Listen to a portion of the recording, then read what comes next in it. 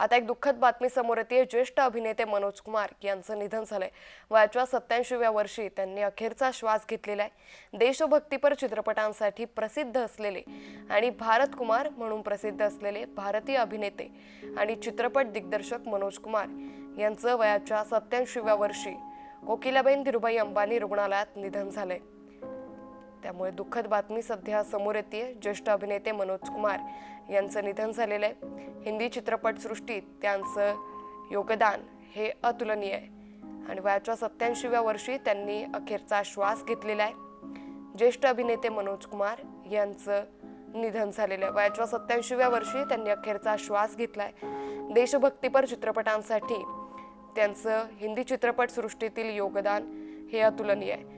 भारत कुमार म्हणून प्रसिद्ध असलेले भारतीय अभिनेते त्याचबरोबर चित्रपट दिग्दर्शक मनोज कुमार यांचं 87व्या वर्षी कोकिलाबेन धीरूभाई अंबानी या रुग्णालयात निधन झाले। त्यांच्यावरती उपचार देखील रुग्णालयात सुरू होते, मात्र अखेर त्यांची आजाराशी सुरू असलेली झुंज संपलेली आहे।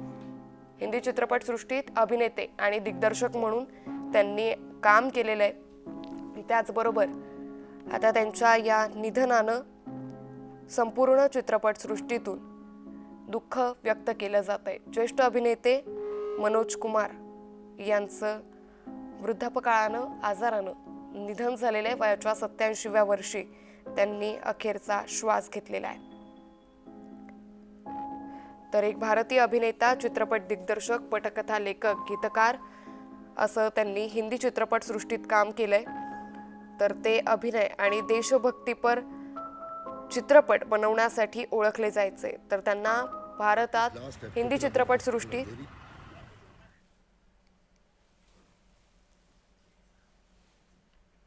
very long time. It's a great loss to the industry. Manojji will really miss you. We all kept on meeting him quite occasionally. He was always full of life. He was always happy, and the entire industry will miss him. A great soul like him, a great maker like him will never be there in our industry. Goodbye, Manojji. Goodbye.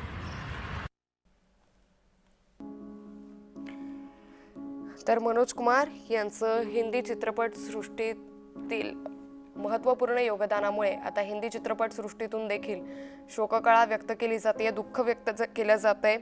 Fashion, सहारा, पंचायत, चांद, मधुचंद्र, काच की गुडिया अशा चित्रपटांमध्ये त्यांनी प्रमुख भूमिका केल्याचं देखील पाहायला मिळालं।